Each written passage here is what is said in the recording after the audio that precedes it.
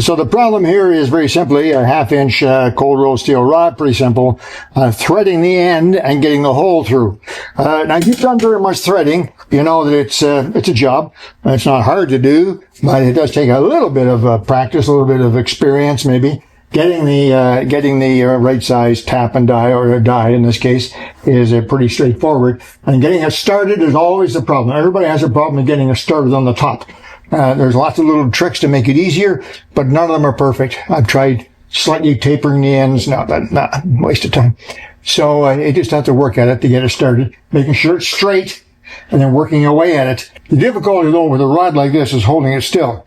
And I was having that problem here when I got this started. It was turning in the vise, and I didn't want to completely ruin the rod by making it too tight. And I thought about it, and I came up with an idea. Yeah, I think it's a good idea anyway. I'm going to try to show it to you here. I'm working by myself today. But down at the bottom, see what I've done?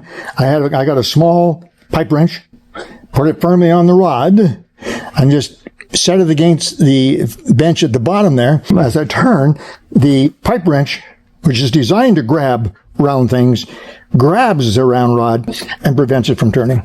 Put a pipe wrench on it, wherever you put it, if you can. After I got the thread started, the hard part, then I located the hole, punched it, and drilled it. Not bad if you have good carbide drills. Got the hole in there. Now I'm just going to cut another 1/4 inch of thread, and I'm done. So I've tried to make what could be a messy, difficult job a little bit easier. Maybe there's an idea in there that'll help you.